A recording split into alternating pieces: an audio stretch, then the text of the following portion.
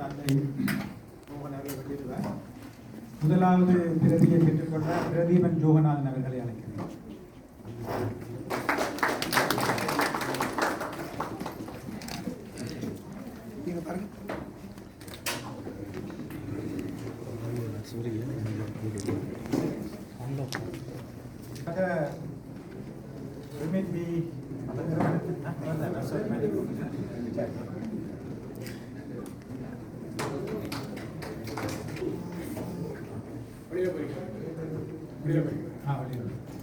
விசு நின்றா வரலாம். விசு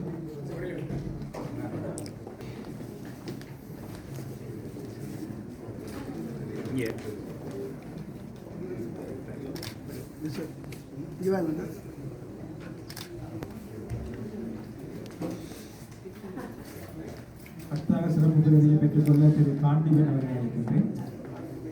அவர் போய் நாட்டுத்துறையில் பணியாற்றுகிறார்.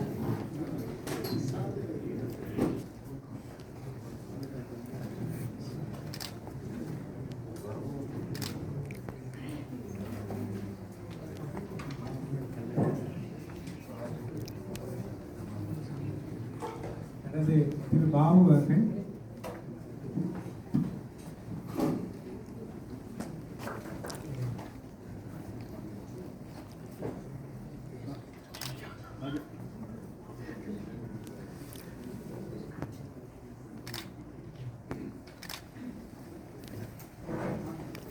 சிறப்பு விருது பெற்றுக்கொண்ட அனைவருக்கும் நன்றி. நாங்கள் என்னுடைய நிகழ்வின் உதவிக்கட்டமாக நாங்கள் எலூஷனுடைய ஏற்புரையை சென்றிருக்கிறோம். ஏற்புரையாற்றுமாறு எலூஷன் அழைக்கிறார்.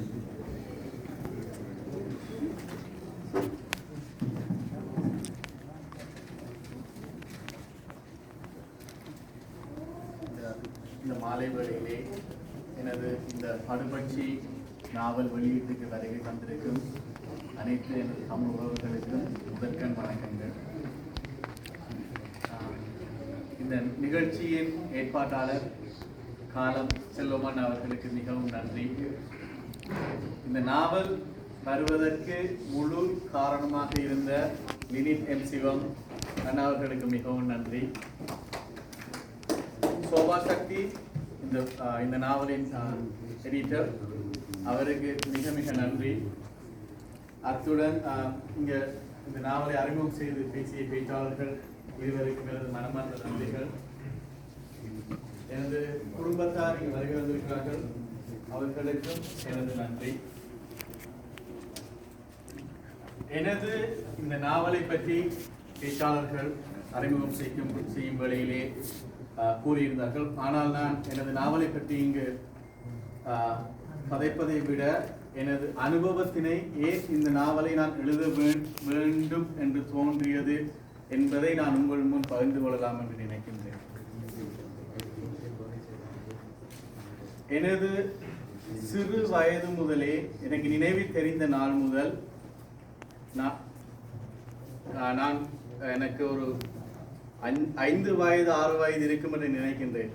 அப்ப சரியான கஷ்டம் போயிட்டு எங்களுக்கு படுக்கிறதுக்கு கட்டிலோ ஏதோ இல்லை, பாயில தான் கீழே படுக்கிறது.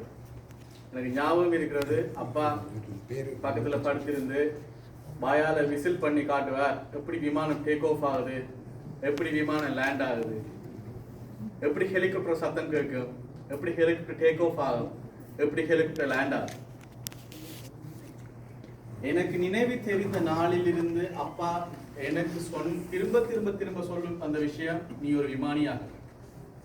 அதை தவிர எனக்கு வேற எதுவுமே தெரியாது. He always wanted to be the pilot.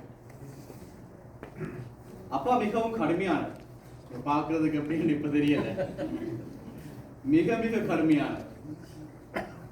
எங்களுடைய நடவடிக்கைகள் அனைத்துமே, என் சார்ந்த நடவடிக்கைகள் அனைத்துமே நீ ஒரு விமானியாக வேண்டும் என்ற ஒரு நடவடிக்கையாக இருந்தது. கிட்டத்தட்ட ஒரு ராணுவ வளர்ப்பு. காலையில 3 மணிக்கு எழும்பவர், ஒவ்வொரு நாள். எங்க செல் விழுந்தாலும் கவலை இல்லை, ஆறு சுட்டு செத்தாலும் கவலை இல்லை, மழை பெஞ்சாலும் கவலை இல்லை, வெள்ளம் வந்தாலும் கவலை இல்லை, எதை பற்றியுமே கவலை இல்லை. ஒவ்வொரு நாளும் விடிய காலைல 3 மணிக்கு எழும்பவர். அந்த வயசு எவ்வளவு திட்டிருக்கும் மனசுக்குள்ள. புதிய காலையில் எல்லாரும் இது ரோடு ஒருத்தருமே இருக்கமான ரோடு. அப்போ CD-125 மோட்டர் சைக்கிள் வந்து காலையில் 3 மணி கிளம்பி நான் மட்டும் இல்லை, என் 2 தம்பிகள் ஓடவன் 15 கிலோமீட்டர் ஒவ்வொரு நாள் 15 கிலோமீட்டர். அப்பா மோட்டர் சைக்கிளில் முன்னுக்கு போவார், தெரு நாய்கள் இருக்கு, நாய்களை விரட்டி கொண்டு அப்பா போவார், நாங்கள் பின்னால் ஓடி போவோம்.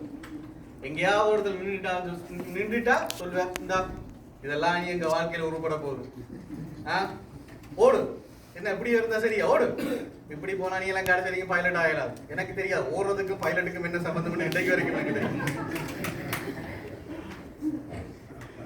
ஒவ்வொரு நாளும் ஞாயிற்றுக்கிழமை ஆனோடனே எங்களோட ஒரு ஒரு டைனிங் டேபிள் இருந்து அதில் ஒரு மீட்டிங் நடக்கும் எல்லாரும். அப்பா ஒரு டைம் டேபிள் ஒன்று சார்ட் ஒன்று வச்சிருப்பேன், இந்த கிழமைக்கு என்ன சமைக்கிறது, அவர் போறதான் சட்டம் இருக்கு. ஒரு மரக்கறி ஒரு நாள், மீன் வீக்கெண்ட்ல மட்டும் ஒரு ஒரு ஒரு மச்சம் இருக்கு, மற்ற நாளெல்லாம் அவர் சொல்றதுதான் வீட்டுல சட்டம். ஒரு ஒரு ஒரு ஒரு மிலிட்ரி எப்படி இருக்குமோ அப்படித்தான் எல்லாமே வந்து நீ ஒரு விமானி ஆகும். அப்ப அங்கேயாவது வெளிநாடு போனா வரும்போது பைலட்டை சந்திச்சா அவங்களுக்கு பின்னால் திறத்தி போய் நிப்பாட்டி இந்த மகன் பைலட் ஆக வேணும், அதுக்கு அவர் என்ன படிக்க வேணும், ஒவ்வொருத்தரும் ஒன்று சொல்லுவாங்களே பிசிக்ஸ் படிக்க வேணும், சிலர் சொல்ல பயாலஜி படிக்க வேணும், மேத்ஸ் படிக்க வேணும், கெமிஸ்ட்ரி படிக்க வேணும். அது இங்கே உடனே அப்ளை ஆகும். அப்படி கண்டிப்பாக நீ மேத்ஸ் படித்தா தான் நீ பைலட் ஆகும். அது எனக்கு இங்கே வந்தா அப்புறம் அதெல்லாம் தேவையில்லைன்னு எனக்கு இப்போ தெரியுது. பட் அந்த டைமில் இது செஞ்சா நீ பைலட் ஆகிறதுக்கு நீ என்ன செய்ய வேணுமோ அதுக்கான எல்லாமே இருக்கு. உனக்கு நீந்த தெரிஞ்சிருக்க வேணும், ஃப்ளைட் வந்து கடலில் விழுந்தா உனக்கு நீந்த தெரியும், நீந்த தெரிஞ்சிருக்க வேணும். அது எல்லா ஒரு மிலிட்ரிக்கான என்னென்ன விஷயங்கள் தெரிய வேணுமோ தெரிஞ்சிருக்க வேணும். அதோட கராட்டி கிளாஸ் காலையில் 15 கிலோமீட்டர் ஓட்டம், பின்னேரம் அப்பா தான் டியூஷன் டீச்சரும் அப்பா தான் எனக்கு. வீட்டை வந்து கிளாஸ் வந்து அடி, அதுக்கு பிறகு பின்னேரம் 6 மணிக்கு கராட்டி கிளாஸ் 9 மணி வரைக்கும், அதுக்கு பிறகு 1 மணி நேரம் படிப்பு, 10 மணிக்கு நித்திர உள்ள வேணும், 3 மணிக்கு காலை எழும்பு. அப்படித்தான் நான் அமெரிக்கா வார வரைக்கும் அப்படித்தான். அதுதான் சட்டம் வீட்டில், அது மாற்றமே இல்லை. உங்களுக்கு நீங்க நம்புவீங்களோ இல்லையோ எனக்கு தெரியாது, நான் ஏவல் படிக்கிற வரைக்கும் வீட்டை டிவியே இல்லை, வீட்டை டிவியே இல்லை. அது ஒரே ஒரு ரீசன், நீ ஃபோக்கஸ் வெளியில போகும்னு சொன்னா நீ பைலட் ஆகும். அது மட்டும்தான் நான் சொன்னேன். தலைமுடி நான் வந்து இந்த படம் இருக்குது, இது நான் தான். அப்பதான் நான் தலைமுடியை வளர்க்குறேன். நான் ஏலவர் முடிக்கிற வரைக்கும் நான் மொட்டை தான். அதுக்கு நான் அப்பாட்ட கேட்டேன், எல்லாரும் படிக்கிற பிள்ளைங்க எல்லாம் தலைமுடி வளர்க்குது, உண்ட கவனம் தலைமுடியில போனா படிப்புல வராது. ஞானிகள் முனிகள் எல்லாம் வந்து பாரு எப்படி இருக்கிறாங்கன்னு சொல்லி அவங்களுக்கு அதை பற்றி கவலை இல்லை. நீ உண்ட தலைமுடியில கவனம் செலுத்தி நீ படிக்க மாட்டேன், மொட்டை தான். சலூனுக்கு போய் அண்ணன் கொஞ்சம் படிய ஓட்டிங்க அந்த நோட்டில் ஓட்டு அடிங்க அவனுக்குங்க. அப்படியான ஒரு இராணுவ கட்டமைப்பு தான் நான் வளர்ந்தேன். அது சொல்றதுக்கு நிறைய இருக்குது. அப்பா சொல்றாரு வந்து நீ படிச்சுட்டு ஏலவர் முடிச்சுட்டு நீ ரஷ்யா போகணும். ரஷ்யால தான் அப்ப எங்களுக்கு ஸ்ரீலங்காவில் படிக்க முடியாது, சண்டை இருந்தது, அப்படி படிக்க முடியாது. ரஷ்யா போய் நீ படிக்க வேணும். அப்ப அந்த டைம் வரும்போது கஷ்டம், குடும்பத்தை படிக்க முடியாது, ரஷ்யா போக முடியாது. அப்போ அப்பாட்ட சொல்கிறேன் வந்து இந்தியாவில் ஹிந்துஸ்தான் யூனிவர்சிட்டியில் படிக்கலாமாப்பா. அப்போ நான் வந்து அங்கே போய் படிக்கிறேன். அதை இப்போ சொல்கிறேன், ஓலவர் முடிஞ்ச அவங்களுக்கு சொல்கிறேன், இல்லை நான் ஒரு பைலட்டை மீட் பண்ண நான். அவர் சொல்கிறார் வந்து நீ ஏலவரில் மேத்ஸ் படிக்க வேணும், மேத்ஸ் கெமிஸ்ட்ரி ஃபிசிக்ஸ் நீ 3 பாஸ் பண்ணி அதுக்கு பிறகு தான் நீ ஹிந்துஸ்தான் யூனிவர்சிட்டிக்கு நான் சரி ஏலவர் மேத்ஸ் முடிச்சாரு. அவள் அப்பாட்ட வந்துருக்கிறேன், அப்பா நான் ஹிந்துஸ்தான் யூனிவர்சிட்டிக்கு போவான், கையில் காசு. அப்போ என்ன செய்யறது, நான் பைலட் ஆக வேண்டும் ஒரு இருந்தது. இது என்னால் பாதிக்கப்பட்டாங்க குடும்பமும் தான். ஏன்னா நான் பைலட் ஆக முடியும், அவங்களுக்கு தனியாக சாப்பாடு இல்லை, என்னோட சாப்பாடு தானே அவங்களுக்கு. அப்போ அப்படி ஒரு பிறகு கொழும்பு ரத்மலானையில் நான் ஒரு இடத்துல பார்த்தேன், ரத்மலானையில் வந்து ஃப்ளைங் ஸ்கூல் இருக்குது, அங்கே படிக்கலாம்னு சொன்னால் நான் வீட்டில் எடுத்து அப்பாட்ட கொடுக்குறேன். அப்பா ஃபோன் பண்ணி கதைக்கிறேன், எனக்கு சிங்களம் தெரியாது. அப்பா ஃபோன் பண்ணி கதைக்கிற, அப்பா சொல்கிறேன் ஏன் அது கரெக்ட் எனக்கு. அப்போ என்னப்பா என்ன சொல்கிறாங்கண்டா, நீ அங்கே படிக்கலாம். எவ்வளோ காலம் எனக்கு நினைவு தெரிஞ்சாலும் பைலட்டான்னு சொல்லி வந்து இப்போ எங்கேயும் படிக்கலாம். இந்தியா போயிடாது, ரஷ்யா போய் படிக்கிறது காசு இல்லை, கொழும்புலையும் படிக்கலாம். அப்பா சொல்கிறது வந்து சரி இன்னொரு ஆப்ஷன் இருக்கு, நீ என்ஜினியரா ஏரோநாட்டிக்கல் இன்ஜினியரா. அப்போ பைலட்ன்ற கனவு ஒரு பிரெயின் வாஷ் பண்ணப்பட்டாலாம், ஒரு ரோபோ மாதிரி. பைலட் பைலட் பைலட்னு சொல்லி சொல்லி வந்து திடீரெண்டு அது இல்லை நீ இன்ஜினியரிங் ஆகணும்னு சொன்னால் எனக்கு அது பயங்கரமான டிஸ்டர்ப் ஆகுது எனக்கு. சரி வேற வழி இல்லை. இப்போ கமாண்டர் சொன்னால் அப்புறம் வேற கதை விழுந்து அடிதான் விழுமாங்க. அது பயங்கரமான உங்களுக்கான பனிஷ்மெண்ட் எல்லாம் வந்து நீங்கள் கற்பனையோடு நினைக்காத பனிஷ்மெண்ட் நடக்கும். உங்களுக்கு எல்இடி கூட அவ்வளோ பனிஷ்மெண்ட் கொடுத்துருக்கான்னு எனக்கு தெரியாது. அவ்வளோ பனிஷ்மெண்ட் இருக்கு. மோட்டர் சைக்கிளை கட்டி எடுக்கிறது, தலைகளை கட்டி போட அடிக்கிறது. அது என்ன சொல்றது, எங்களோட உடம்புல பாதிக்காத வெப்பன்ஸே இல்லை. கேபிள் வயர் பெல்ட் அது அதால வந்து அப்படியே கேட்கவும் முடியாது. இப்ப யாருக்கு மடிச்சா போலீஸ் முடிச்சு பிடிச்சிருவாங்க. அப்பா சொல்றேன், எனக்கு ஞாபகம் இருக்கு. அப்பா சொல்லியிருக்கிற வந்து என் ஜாதகத்துல சொல்லியிருக்கு நான் ஜெயிலுக்கு போக வேணாம்னு சொல்லி. உன்னை கொண்டு போதான் ஜெயிலுக்கு போகணும் தெரியாது. நான் பயங்கரமாக கிடைச்சிட்டு உங்களுக்கு போயிட்டு அது வேறு. அப்ப சான்ஸ் கிடைச்சிட்டு இப்போ ஏரோநாட்டிக்கல் இன்ஜினியரிங் படிக்க போகிறோம். அங்கே படிக்க போனோன்னே அங்கே பார்த்தா நிறைய பைலட்ஸ் வராங்க, ஏர் ஆஃபீஸர்ஸ் வராங்க. எனக்கு அவங்களுக்கு யூனிஃபார்ம் நான் பார்க்கல. எனக்கு இப்போ அப்படி ஒரு யூனிஃபார்ம் நான் போடுறேன். என்ன நல்ல விஷயம்னு சொன்னால் என்ஜினியர்ஸுக்கு ஒரு யூனிஃபார்ம் தராங்க, அது பைலட் மாதிரி இருக்கு. அதோட ஹாப்பி எனக்கு அதே அப்ளேட் போடலாம். ஆனால் அவங்கள மாதிரி மற்ற விங்கில் எங்களுக்கு அரைவாசி விங் தானே, நாங்கள் இன்ஜினியர் நேரான விங் இருக்காது. அப்போ எல்லாரும் போராடி நான் மட்டும் போனால் சுற்றிட்டு போகிறேன். ஒரு ஃபீல் லைக் அவன் பைலட். அப்போ நான் எல்லா பைலட் போய் கதைப்பேன், அப்படி உங்கள் ஃப்ளைங் எப்படி இருக்குது ரெண்டு கதைப்பேன். அப்படி இருக்கும்போது ஐ நோட் த ஸ்டூடெண்ட். எனக்கு நான் வந்தது பைலட் ஆகிறது, ஆனால் இன்ஜினியராக வரலை. அப்போ எனக்கு அந்த விமானத்தில் போய் இருந்து பார்க்க வேணும். அது எப்படி இருக்கா கொண்டு பார்க்கறது, அது உள்ளுக்குள்ள போய் கண்ட்ரோல் எப்படி வேலை செய்யுதுன்னு பார்க்கறது. எந்த கிளாஸ்ல இருந்த 30 பேர், அதுல வந்து வடக்கு கிழக்குல இருந்து போன ஒரே ஒரு ஆள் தமிழ் நான். அப்ப இருந்தா போக்குள்ளேயே சொல்லிடுறான், யா கொட்டிது அங்கே. ஏன்னா நம்ம இப்போ கொஞ்சம் இப்படித்தான் இருந்தேன். நம்ம அப்போக்குள்ள அவங்கள விட என்ன பார்க்குறவங்க அந்நியமாய் தெரியும். அவங்க கூட என்ன யா கொட்டிது அங்கே வடகிழக்கு தானே, அப்படி கொட்டிதான் போடுறது. இல்ல லெக்சர்ஸ் அப்படிதான் பார்க்குறாங்க. இந்த படிப்பு முழு பேரும் நெக்ஸ்டே ஆகும். அப்போ இருந்து நானும் இல்லை நோ சார் கிளாஸ்ல நடக்க லெக்சர்ஸ் கூட புத்தகம் இங்கிலீஷ் இருக்கா, சிங்கிள் தான் லெக்சர் நடக்கும். அப்போ நானாக தான் படிக்க வேண்டியிருக்குது. இப்போ எடுக்கிற ஸ்கோர்லாம் ஹை ஸ்கோர் ஆகுது. அப்பாவுக்கு ஃபோன் பண்ணி அப்பா இன்னைக்கு சொன்னா அந்த 2000 மாமா ஒருத்தருக்கு 100 எடுக்காம இந்த 98 ஆகுது. அது அங்கே அவனோட சப்போர்ட்டிவ் போது எனக்கு தான் தெரியும். அவன் எல்லாம் 70 80 இருக்கிறான். அதை சொன்ன அவனை போய் உனக்கு என்ன ஆகுது, நீ 100 எடுக்கிறதுக்கு உனக்கு என்ன 100 எடுத்துட்டோன்னா அப்போ A+ போடல அவனுக்கு எடுக்கல அப்படின்னு தான் நான் இன்றைக்கு வரைக்கும் அப்படித்தான் விடுங்க. இப்போ புத்தகம் படிக்கணும்னு சொன்னா அடுத்த என்ன நிறுவப்பேன், சரி புத்தகம் படிக்கணும் முடிஞ்சு இப்போ அடுத்தது அப்படித்தானே. அப்போ அப்படி போகுது. அப்போ நான் சரி என்று சொல்லி எனக்கு சரியான போரிங் இருக்கு இந்த கிளாஸ். என்ஜினியரிங்னு சொல்லியாச்சு, ஸ்ட்ரக்சர் படிப்பிக்கிறாங்க. அப்போ நான் ஒரு ரிமோட் கண்ட்ரோல் அப்ளை செய்தேன் என்று சொல்லிட்டு ஒரு ரிமோட் கண்ட்ரோல் அப்ளை பண்ணி செய்தேன். அப்போ அது செய்யறதுக்கும் எனக்கு மெட்டீரியல்ஸ் எல்லாம் அதை தேடி எடுத்து அந்த அது கண்ட்ரோல்ஸ் ஒர்க் பண்ணுறதுக்கு சர்வோ மோட்டர்ஸ் தேவை. சர்வோ மோட்டர் ஸ்ரீலங்கா அதை வாங்கிடலாம், எக்ஸ்பென்சிவ். அதை பாவிக்கிறது என்ஜினியர் சொல்லுவாங்கன்னு எனக்கு அது பயம். அதுங்க போய் தேடவும் இல்லை. ஆட்ட போய் தேடுது சர்வோ மோட்டர். எந்த எலக்ட்ரிக் கடையில் போய் சர்வோ மோட்டர் கேட்டால் அவனுக்கு தெரியும். அப்போ ரிமோட் காரில் இருந்து சர்வோ மோட்டரை நான் கலட்டி, ரிமோட் காரில் வச்சிருக்கிற அந்த பேட்டரியெல்லாம் கலட்டி அந்த ரிமோட் காரை அந்த ரிமோட்டை நான் ஒரு ஏர்க்ராஃப்ட் இன்ஜினாக மாற்றி ஒரு ரிமோட் கண்ட்ரோலாக மாற்றி ஒரு சின்ன ஒரு 4 அடி ஒரு ரிமோட் கண்ட்ரோல் ஃப்ளைட் ஒன்று செய்வேன். அப்போ அப்படின்னு சொன்னால் நான் ஒரு ஃப்ளைட் ஒன்று செய்வேன், ஒரு மாடல் பிளேன் ஒன்று வீட்டை செய்வேன். கொஞ்சம் சுத்தத்தில் வர மாதிரி எனக்கு 2 அம்மா. அப்பா எங்க அம்மா என்னது அடிக்கிறது, அப்பா அடிச்சு அவவும் அடிப்பா. அவருக்கு என் அம்மாவுக்கு வந்து காது விளங்காத வாங்கி பேசுவாங்க. ஆனால் இந்த புத்தகத்தில் அவன் நிறைய கதைக்கிறான். அதே அப்படி எழுதிருக்கேன்னு சொன்னா அட்லீஸ்ட் புத்தகத்திலேயாவது நிறைய கதைக்கலாமே. இன்னொரு அம்மா வந்து நான் அப்பா அவதான் என்ன ப்ரொடெக்ட் பண்றது. அப்பாட்டு அவனுக்கு ஏன் அடிக்கிறீங்க, அவனை செய்ய விடுங்க. அப்ப நான் எங்கேயாவது அந்த ஒற்றை வெயில அவட்ட கொடுக்குறது, ஒட்டித்தாங்க கொஞ்சம் இதை கொஞ்சம் மண் கொட்டித்தாங்க. இப்ப அப்பா வந்து இந்த உதவாது அது உதவாது, நீ எல்லாம் செஞ்சு விமானம் பறந்து எத்தனை வரை போல போய் எழுதியா. அப்படித்தான் இருக்கும். அது அது அப்படியே ஒரு மோட்டிவேஷன் தானே அது. அப்போ அவருக்கு தெரியும் இப்படி செஞ்சாலும் வேற மாதிரி செய்வானோ, மேபி அப்படியே அவர் யோசிச்சிருக்கலாம்.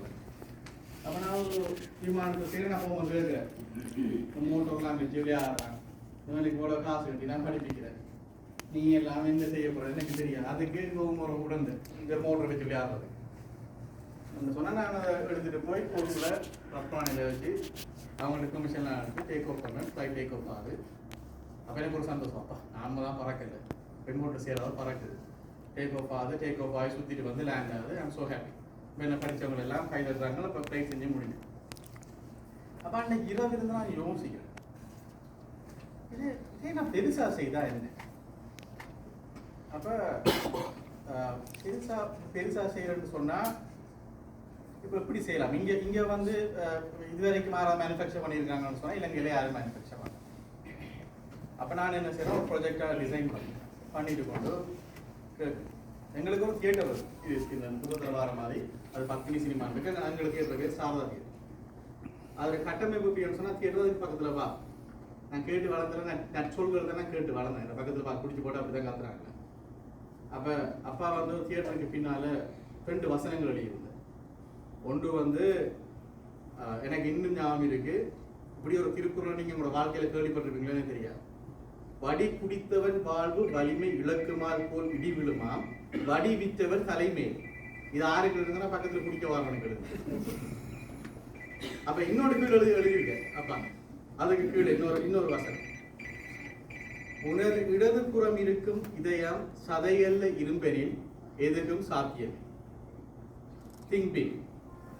அப்ப அது எனக்கு தலையில கூட உறைஞ்சு கொண்டிருக்க. So think big. அப்ப நான் ஒரு விமானத்தை செய்யலாம். அப்படி அவரை கன்வின்ஸ் பண்ணலாம்னா, இடதுபுறம் இருக்கும் இதயம் சதையல்ல இரும்பெனில் எதுக்கும் சாத்தியம். அவரை எப்படி கன்வின்ஸ் பண்றதுக்கு எனக்கு ஒரு பாயிண்ட் இருக்கு. அப்ப நான் டிசைன் பண்றேன், ஒரு இதுல எப்படி செய்யலாம்னு சொல்லி ஒரு ஸ்கேல் ஒரு விமானத்தை செய்கிறேன்.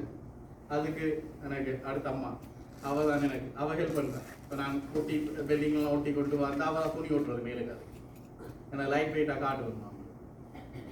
அப்போ ப்ரெசன்டேஷனுக்கு டைம் தராங்க, நான் ப்ரெசன்டேஷன் பண்ணுறேன் புத்தகத்தில் வர மாதிரியே. அன்னைக்கு வந்து ஒரு விஷயம் நடக்குது. என் அம்மாவுக்கு வந்து அன்றைக்கி ஸ்ட்ரோக், அவங்க ஒரு ஸ்ட்ரோக் கொண்டு வருது, ஹாஸ்பிட்டல் அட்மிட் பண்ணியிருக்காங்க. அன்றைக்கி ப்ரெசன்டேஷன் எனக்கு நடக்குது. அப்போ அடிக்கிற வெங்காயம் தங்கச்சி அடிக்கிற வெங்காயம் போனது நான் ப்ரெசன்டேஷனில் இருக்கிறேன். ப்ரெசன்டேஷன் பண்ணேன். அப்போ நம்ம கேட்குறாங்க வந்து என்னட்டு முதலாவது கட்டி பக்கத்தில் இருக்கிற ஒரு லெக்சர் சொல்கிறவர் வந்து நான் ப்ரெசன்டேஷன் பண்ணும்போது ஏகதமாக ஏடிடி ஆகுது, இங்கிட்ட இப்படி தான் ஃப்ளைட் வச்சுருந்தேன் போகிறேன்.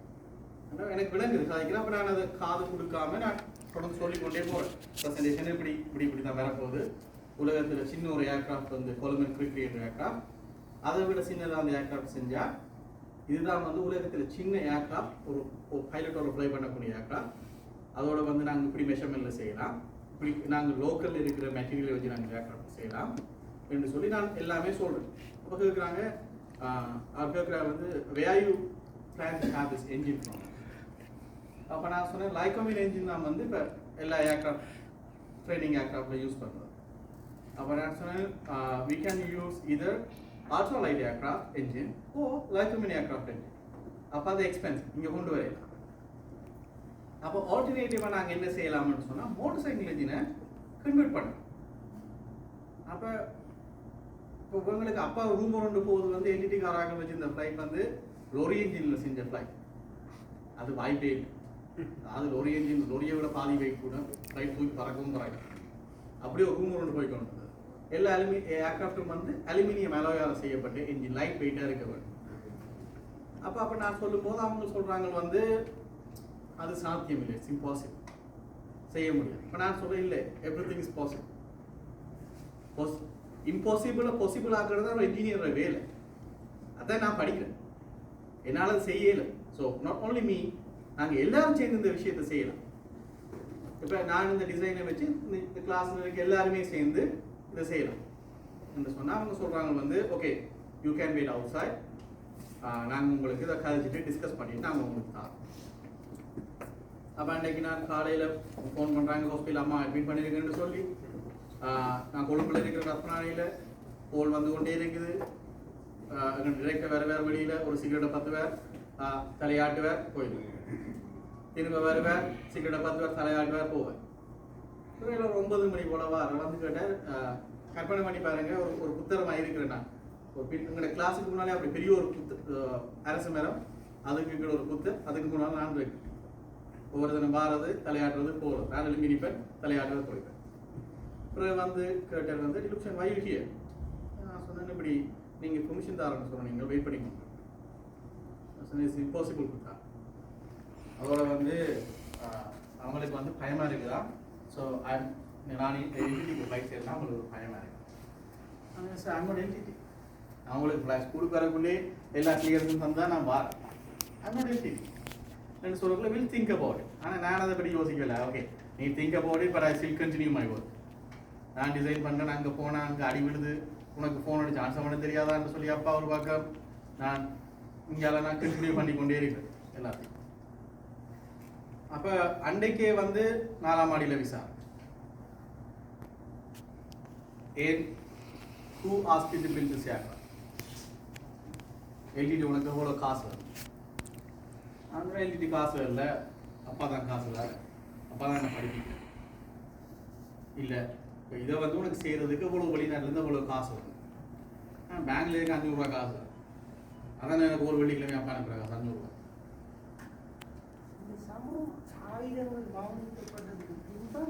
ஆயுதங்கள் மோதிப்பட்ட பின் ஏன்னு சொன்னா அவங்க நினைக்கிறாங்க வந்து நான் தான் எல்இடி மீள்வாக்க செஞ்சு அங்கே போய் குண்டு போட போறேன்.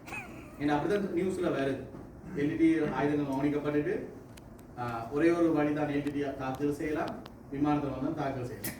அப்ப நம்மளும் தான் செய்யறோம், விமானம் வந்து செய்யலாம். அப்ப விஷயம் போய் கொண்டு இருக்குது. அவங்க விசாரிக்கிறாங்க. அப்பா அவங்க வந்து எல்லாரும் கோல் அடிச்சு இட்டு எல்லாரும் வெளியில போட்டு இது ஒரு இன்ஃபுளுன்ஸ்ல வெளியில வந்தார். அப்ப சொல்ற இந்த தேவையில்லாத வேலையை நான் தூக்கி போட்டு படிக்கிற வேலையை மட்டும் நான் விடல. உனது இடதுபுறம் இருக்கும் இதய சாதைகள் வெளியில் எதுவும் சாத்தியம் நான் விடல. நான் திரும்பவும் கண்டினியூ பண்ணேன். இதுக்கான வேலையை எங்க செய்யலாம், எப்படி செய்யலாம் கண்டினியூ பண்ணேன். ஒரு மாசமா வேலை செஞ்சு 2 மாசமா வேலை நடக்குது.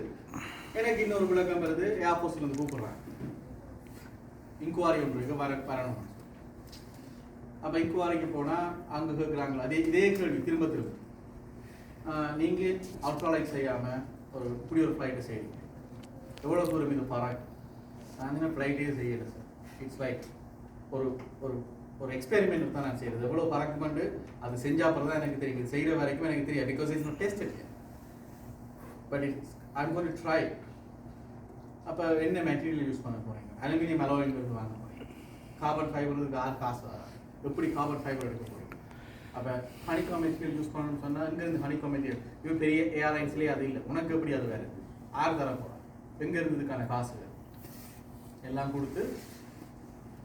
ஆனால் அவங்களுக்கு ஒரு டவுட். ஆனால் ஒவ்வொருத்தரும் விசாரணை கதைக்கிறாங்க, விட்டுருவாங்க. திரும்ப நானும் அதை கண்டினியூ பண்ணி ஒரு நாள் வந்து இன்னொரு விசாரணை வருது. ரத்னானையிலேருந்து விங் கமாண்டர்னு கால் பண்ணி சொல்கிறார் வந்து we will like to have an investigation with you.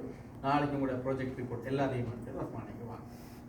அப்போ நான் இருக்கிற அது இந்த மீன் டைம் நான் வந்து அமெரிக்காவிலேருந்து மற்ற நாடுகளிலிருந்து விமான சம்பந்தமான ப்ளூ பிரிண்ட்ஸ் இதெல்லாம் வாங்கி வச்சுருக்கேன். எந்த கஷ்டகாலம் என்டிடியோட விமானத்தில் ஒரு இது ஒன்று எனக்கு இருந்தது.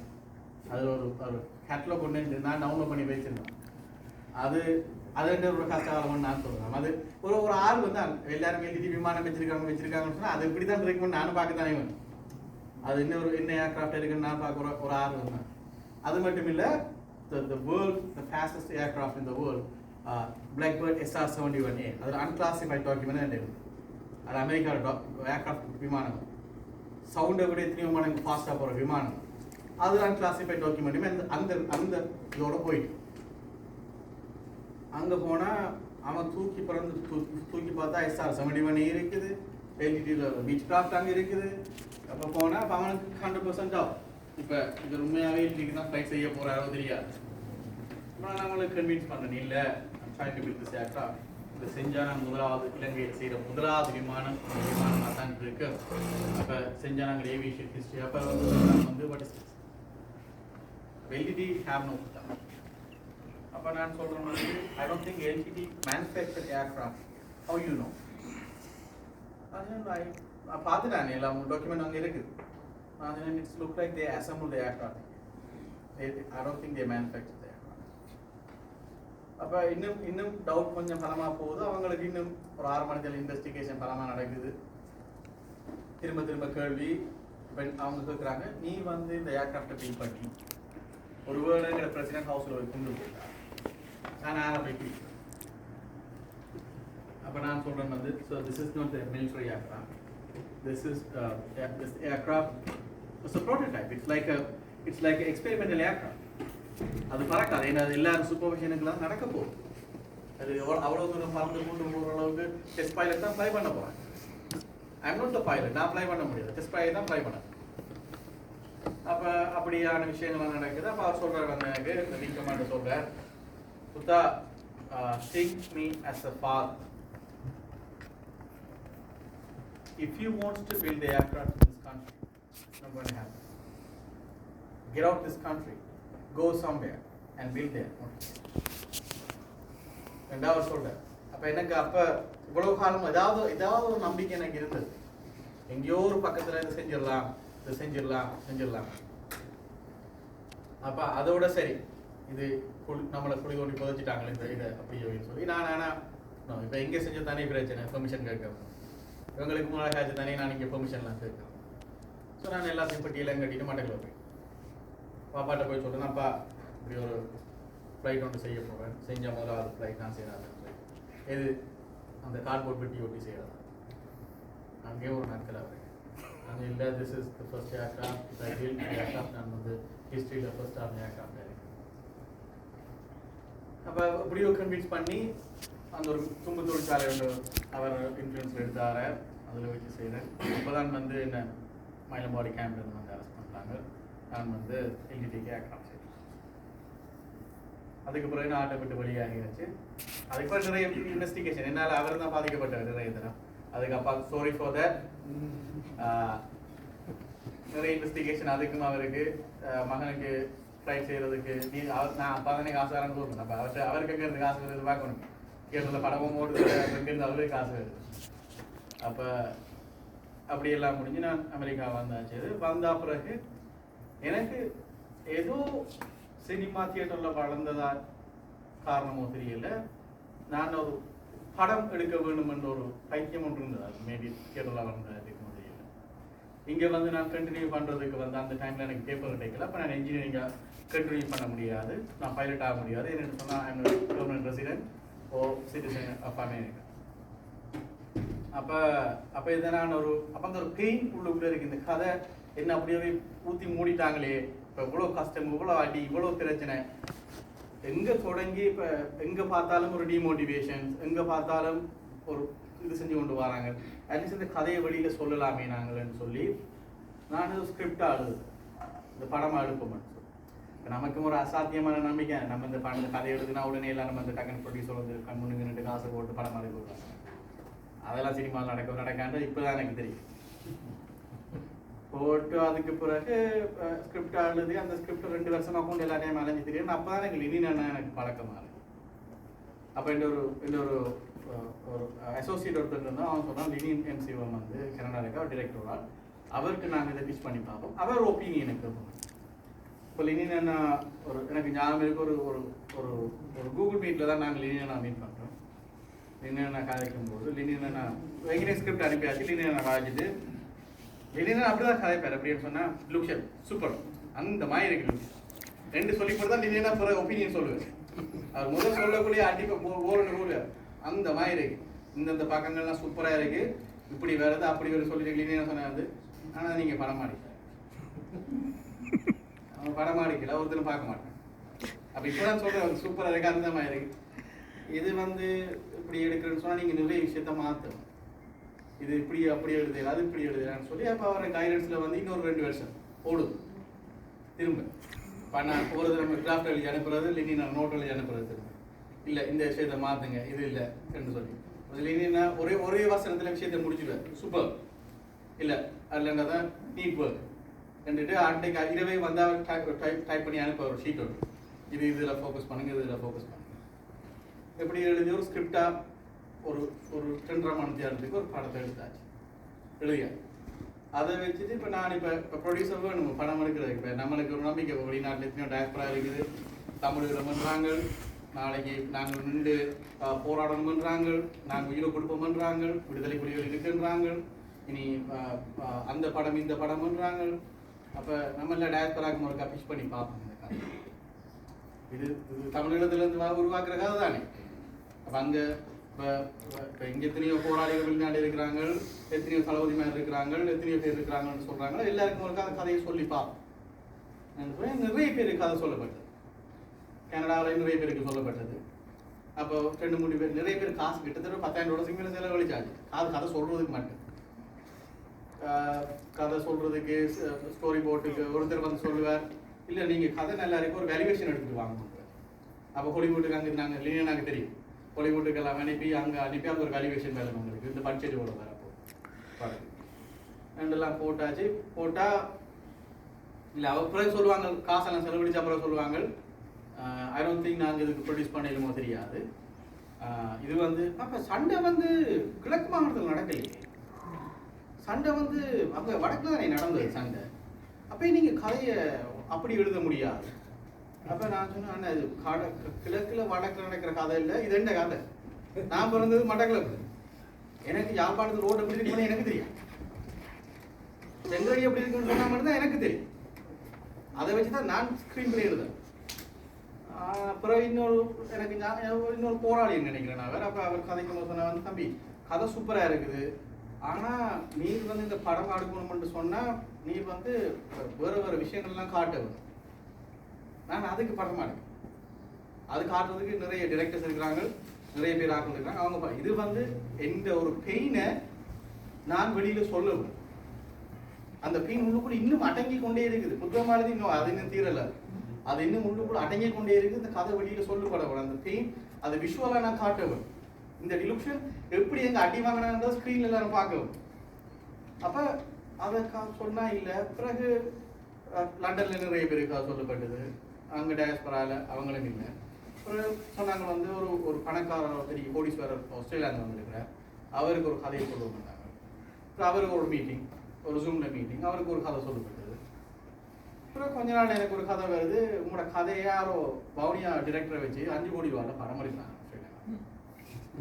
எனக்கு தலையெல்லாம் புரட்டி போயிடுது. என்னடா 6 வருஷமா கதை சொல்றேன் நான், எனக்கு 5 கோடி ரூபாய் இந்த படத்தை எடுக்கிறாங்களாம் ஸ்ரீலங்காவில்.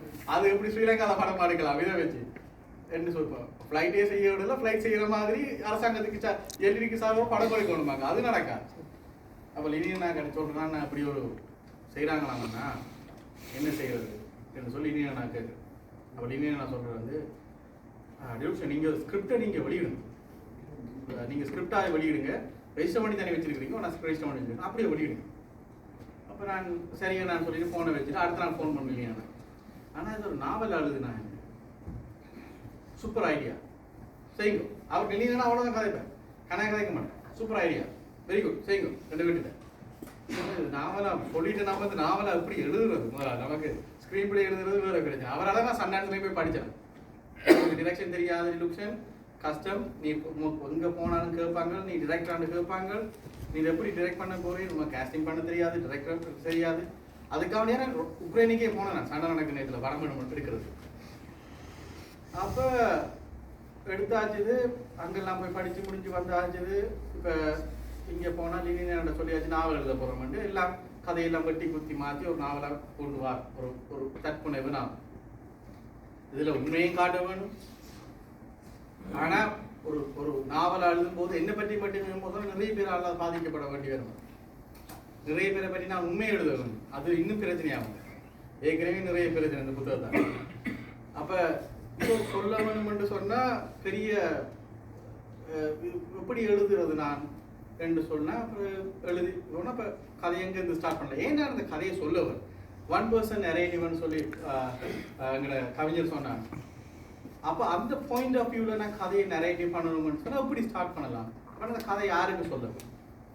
அப்போ ஆஸ்திரேலியாவிலேருந்து இந்த கதையை தொடங்கலாம்னு. ஏன்னா கிழக்கு மாநிலத்துலேருந்து நிறைய பேர் கடல் மார்க்கமாக ஆஸ்திரேலியாவுக்கு தான் அகதிகளாக போகிறாங்க. அப்போ அங்கேருந்து அந்த கதையை தொடங்கலாம். அப்போ நான் அமெரிக்காவில் இருக்கேன்னா அதையும் கேட்பாங்க கேள்வியா, நீங்கள் அமெரிக்காவில் இருக்கிறீங்க, ஆனால் இப்படி ஸ்ரீலங்காவில் ஃப்ளைட் செஞ்சு ஏர்போர்ட்டில் விட்டவங்களுக்கு வைப்பாங்க உடனே. அப்போ அதுக்காண்டி அங்கே ஆஸ்திரேலியாவில் கதையை தொடங்கலாம்னு சொல்லி அப்படித்தான் இந்த நாவல் நான் எழுதிப்பட்டு எழுதிட்டு லீனா நான் அனுப்புகிறேன். லீனா நான் சொல்கிறேன் வந்து யூனிட் ஒர்க் இதில் செய்ய வேண்டியது வேலை செய்ய வேண்டிய கிடையாது. இது செய்கிறேன்னு சொன்னால் ஒரு ஆள் இருக்கிறார், ஆனால் அவர் கடைசி வரைக்கும் ஒத்துக்கொள்ள மாட்டார் இந்த விஷயத்துக்கு. அவருக்கு கஷ்டம் அவரை பிடிக்கிறது. ஆனால் அவர் செஞ்சால் இது உலகத்தில் இருக்கிற கதைக்கப்படுமான்னு சொல்கிறேன். அவன் ஆரண்ணா சோபா சக்தி. சோபா சக்தின்ற பேர் நான் கேள்விப்பட்டுட்டேன். நான் நினைச்சா ஒரு பொங்கல் என்பது இந்த சோபா சக்தி வேறு பொங்கலையாக தான் இருக்க வேணும். இல்லைன்னா அப்போ லினியன் நான் சொன்னது வந்து நான் அப்புறம் சோபா சக்தியோட புத்தகங்களில் வாங்கிக்கிறேன். நான் சோபா சக்தி ரெண்டாவது பொம்பளையாக தான் இருக்குமென்னு சொல்ல பிறகு தான் லினியன் படத்தை அனுப்பினா அஞ்சனி தாசன். அப்போ திலீப படத்தில் நடித்தவர் இவர் தான். அப்போ தான் எனக்கு தெரியும். அப்புறம் நம்பர் அனுப்புகிறார். நான் சோபண்ணாவுக்கு ஃபோன் பண்ணி கதை இப்போ சோபண்ணா என்ன தம்பி கதை என்று கேட்டேன். ஆனால் கதையை சொல்கிறேன்னா அப்படி தான் மீறி ஃப்ளைட் செஞ்சீங்க என்று கேட்டேன். சோபண்ணா செஞ்சேன். சரி அப்போ நான் நேரே வந்து உங்களை சந்திக்கணும். நேரே வந்து சந்திக்காமல் இந்த கதையை நான் செய்கிறேன். ஆனால் நம்ம நேரே வந்து சந்திக்க வேணும். சோபண்ணா போன வருஷம் செப்டம்பர் மாதம் ஆஸ்திரேலியாவில் ஒரு ட்ராமா முடிச்சுட்டு நியூயார்க் வந்தவர். அப்போ நியூயார்க்கில் போய் நான் அவரை நேரே மீட் பண்ணி இந்த ஸ்கிரிப்டையும் கொடுத்து அவருக்கு ஒரு காப்பி உண்டு ஸ்கிரிப்ட் அதையும் கொடுத்து இந்த எழுதுன நாவல்ற இதையும் கொடுத்து என்று சொல்லிட்டு ஷோவண்ணா வாங்கிட்டு நிறைய வேலை கிடக்கு போல, நிறைய கொத்து வண்டி பட்டி வண்டி நிறைய வேலை இருக்கு போல இதில் என்று சொல்லித்தான் இந்த படுவட்சி உருவாங்க. உண்மையிலே இதுக்கு வச்ச பேர் வந்து பேப்பர் பிளேன், காகித விமானம். அது அப்படின்னு சொல்ல இப்போ படுபட்சி என்ற பேரில் சோபானா எனக்கு அது எடிட்டோரியல் ஃபர்ஸ்ட் டிராஃப்ட் எனக்கு அனுப்புறேன். ஆனால் எனக்கு படுபட்சி என்றாலே எனக்கு தெரியாது. அப்போ சோபானா கேட்குறேன் நான் படுபட்சி என்ன என்று சொல்லும்போது தான் இப்போ சோபானா சொல்கிறார் வந்து இப்படி படுபட்சி என்னன்னா ஒரு ஒரு ஒரு ஒரு ஒரு செத்த பறவை, ஒரு பறக்க முடியாத பறவை, ஒரு மேபி ஒரு பட்ட மரம், ஒரு செய்ய முடியாத விஷயத்தை தான் படுபட்சின்னு சொல்கிறாங்க என்று சொல்லுவேன். ஓகே. அதுக்காக சோபானா வந்து வெளிக்கிட்டு ஸ்ரீலங்கா போகிறேன். அவருக்கு நான் இன்னும் அப்பவும் நம்பிக்கை இல்லை. இவன் வந்து உண்மையிலேயே ஃப்ளைட் செஞ்சு காட்டிக்கிறான தெரியாது என்று சொல்லிக்கொண்டு சோபானா மட்டக்களத்துக்கு போய் எங்கே மயிலம்பாடி கேம்ப் இருந்தது, எங்கே வச்சு இந்த ஃப்ளைட் செய்யப்பட்டது, நான் படித்த பள்ளிக்கூடம், அவரோட இன்வெஸ்டிகேஷனோட எடுத்து இது உண்மையாக நடந்த விஷயமா இது என்று சொல்லி அவரெல்லாம் ஆராய்ச்சி பண்ணி அப்பாவோட இந்த கதைக்கு அதுக்கு பிறகுதான் இந்த படுபட்சி என்ற நாவல் வந்து வெளியில் வந்தோம். இது இன்றைக்கு உங்களுக்கு முன்னாலே இப்போ நான் வந்து அமெரிக்கா வந்து இப்போ ஒரு நான் பைலட் விமானி ஆகிட்டேன். அது எனக்காக வேண்டியில் அப்பா காவணி மட்டும்தான். ஏன்னா அவர் தானே நீ வந்து விமானி ஆகணும் எடுத்து நான் அப்பாவுக்கு சொன்னேன். ஓகே இப்போ என்ன விடுங்க, லைசன்ஸ் எடுத்தாச்சு, இது பைலட் லைசன்ஸ், இப்போ என்ன விடுங்க, நான் ஒரு வழியில் I wants to be something else. So அப்போ நிறைய திறமை என்ன சொன்னேன் வந்து நீ ஸ்ரீலங்கா அப்போ வர உடைய எப்போ எடுத்தாலும் இப்போ இங்கே வாரேன்னு இங்கே பேரப்பேன் கடைசி வரைக்கும் போவேன். எப்போ ஸ்ரீலங்காவில் இருந்து ஒரு ரெட் கார்பெட் போட்டு எப்போ என்ன சொன்னாங்களோ அந்த நாட்டிலிருந்து get out from this country to somewhere எல்ஸ்னு சொன்னாங்களோ அந்த நாடே ஒரு நாள் என்ன திரும்ப கூப்பிடு. வி ஹானர் யூ, நீங்கள் கண்டிப்பாக இங்கே வரணும் இந்த நாடே கூப்பிடும் போனால் அன்றைக்கு நான் ஸ்ரீலங்கா போவேன். அது என்ன நடந்தாலும் அது என்ன விலை கொடுத்தாலாவது ஐ டோன்ட் கேர். அதுக்கு என்ன அது குடும்பத்தில் எந்த பாதிப்பு நடந்தால் கூட நான் ஸ்ரீலங்கா போக மாட்டேன். I am in a path of ஸ்ரீலங்காவிலேருந்து முதலாவது ஸ்பேஸுக்கு போகிற ஒரே ஒரு தமிழை நானாக இருப்பேன்னு நான் நம்புகிறேன். அதுக்கான ஒரு முயற்சியில் ஈடுபட்டு கொண்டிருக்கிறேன். அந்த நாள் ஒரு நாள் வரும் பொழுது ஸ்ரீலங்கா கவர்மெண்ட், அப்போ இருக்கிற கவர்மெண்ட் ஆரவனாலும் இருக்கலாம், they will say we so honored that you born here, நாங்கள் உங்களை வெல்கம் பண்ணுறோம்னு சொல்லுவாங்க. அந்த ரெட் கார்பெட்டில் தான் நான் ஸ்ரீலங்கா போவனே தவிர அது வரை போவேன். இப்போ நான் ஒரு விமானம் செய்ய தான் நாங்கள் ஆசைப்பட்டேன். So I am working on so many aircraft. நான் அமெரிக்காவில் எக்ஸ்பெரிமெண்டல் ஏர்க்ராஃப்ட் அசோசியேஷன் சொல்லி இருக்கு. அங்கே நிறைய பரிச்சாத்த விமானங்கள் தயாரிக்கிறாங்க. அவங்களோட சேர்ந்து ஒர்க் பண்ணுறேன். நிறைய ப்ரைவேட் ஏர்க்ராஃப்ட் பையர்ஸ் வந்து அங்கே இருக்கிறாங்க. அவங்களோட சேர்ந்து அசம்பிள் பண்ணுறேன், வேலை செய்கிறேன். இப்போ நான் ஒரு விமானி, நினைச்ச நேரத்துக்கு நான் ஒரு ஏர்க்ராஃப்ட் ரெண்ட் பண்ணி நான் ஃப்ளை பண்ணலாம். எல்லாத்துக்கும் ஒரு துளி. இப்போ இன்றைக்கு நான் ஒரு கோலமாக நிற்கிறேன்னு சொன்னால் அந்த கோலத்துக்கு முதல் புள்ளி அப்பா தான். அங்க வைக்கப்படலைன்னு சொன்னால் இன்னைக்கு இந்த கோலம் இன்னைக்கு நிற்காது. அது இன்னும் முழுமை பெறலை. அது ஒரு நாள் முழுமை பெறும். அந்த முழுமை பெறும் பொழுது நான் அவருக்கு கொடுக்குற என் பேரண்ட்ஸுக்கு, அப்பா என் அம்மாவுக்கு சரி, இன்னொரு அம்மா இங்கே வந்திருக்கலாம், அவங்களுக்கு சரி, நான் கொடுக்குற ஒரே ஒரு gift, the biggest gift, I will honor them and say it's because of them. இன்றைக்கு நான் உங்களுக்கு முன்னாடி கதைக்கிறது, நான் செய்கிற ஒவ்வொரு விஷயங்களுக்கும் என்னால் நிறைய கஷ்டப்பட்டிருக்காங்க. எல்லாரும் நிறைய கஷ்டப்பட்டிருக்காங்க. அப்பா நிறைய கஷ்டப்பட்டிருக்காரு. நிறைய விசாரணை, நிறைய பிரச்சனை, அதெல்லாம் சிலதெல்லாம் சொல்லக்கூட முடியாது. அப்படி இருக்குமா அவங்களுக்கு நான் கொடுக்குற ஒரே ஒரு பிகஸ்ட் திங் அதான் தான் பண்ண நான் நம்புறேன். அது எவ்வளோ செஞ்சாலும் அது பத்தாது. பட் என்னால் அதைத்தான் என்னால் செய்ய முடியும். I will honor them definitely and I will say thank you. இங்கே வந்ததுக்கு அப்பா ஸ்ரீலங்கா நான் சொன்னோடனே வந்துட்டேன். Thank you so much. நான் முன்ன சொன்ன மாதிரி அவருக்கு நிறைய ஸ்டோரி சொல்ல வேணும். Sorry for everything, all the trouble that I made. இன்னும் நிறைய பிரச்சனை வரும்னு நான் நினைக்கிறேன். இந்த படம் வந்த பிறகு இந்த படம் வருதோ வரலையோ தெரியல, பட் ஒரு நாள் அந்த படம் வரும். படம் வந்த அப்புறம் நான் அப்பாட்ட சொன்னேன், ஒருவேளை தியேட்டரை கொடுக்கலாம், பிரச்சனை வரலாம், திரும்ப பயங்கரவாத அடைச்செடுத்துல கொடுத்து உள்ள போடலாம், இப்படி நிறைய பிரச்சனைகள் இருக்கு. அதில் வரப்போகிற ட்ரபிளுக்கும் ஏற்கனவே செஞ்ச ட்ரபிளுக்கும் நான் இப்போவே சாரி சொல்கிறேன். தேங்க்யூ. இந்த நாவல் வெளியீட்டுக்கு இங்கே வருகை தந்த அனைவருக்கும் எனது மனமார்ந்த நன்றிகள். கண்டிப்பாக அந்த நாவலை வாசிச்சு உங்களோட ஒப்பீனியனை நீங்கள் கண்டிப்பாக சொல்லுங்கள். நான் செய்ய போகிற இனி ஒவ்வொரு அடுத்த முயற்சிகளுக்கும் நான் உங்களோட ஆதரவை நான் எதிர்பார்க்கிறேன். மிகவும் மிகவும் நன்றிகள்.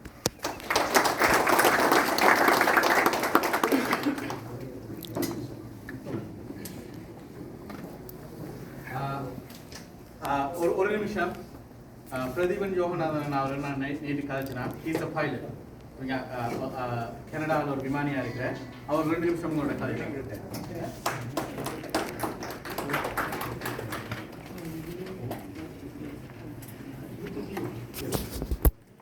இந்த சிறப்பான மாலை வேளையில் சுலக்ஷன் மோகன் அவர்களால் எழுதப்பட்ட இந்த அழகான படிச்சி நாவல் வெளியீட்டில் கலந்து கொண்டு அவரை பாராட்ட வந்திருக்கும் உங்கள் அனைவருக்கும் எனது இதயபூர்வமான நன்றிகளும் வணக்கத்தையும் தெரிவித்துக் கொண்டு, மற்றும் இந்த அழகான நிகழ்வுக்கு என்னை அழைத்து தொடர்பை ஏற்படுத்தி கொடுத்த லோகேந்திரலிங்கம் அண்ணா அவர்களுக்கும் எனது நன்றிகள். இந்த தருணத்தில் மனதில் தோன்றும் சில எண்ணங்களையும் அனுபவங்களையும் உங்களுடன் பகிர்ந்து கொள்ள நினைக்கின்றேன். லோகன் அண்ணா நேற்று எனது அலுவலகத்துக்கு வந்து என்னை சந்தித்தார். இந்த நிகழ்ச்சியை பற்றி சொல்லும்போது எனக்கு ரொம்ப இனிமையாகவும் ஆச்சரியமாகவும் இருந்தது. காரணம், ஏவியேஷன் எனக்கு பிடித்த ஒரு துறை மற்றும் இந்த ஏவியேஷனை பற்றி எமது சமூகத்துக்கு கொஞ்சம் அறிமுகம் செய்ய வேண்டும் என்பது எனது ஒரு ஆவா.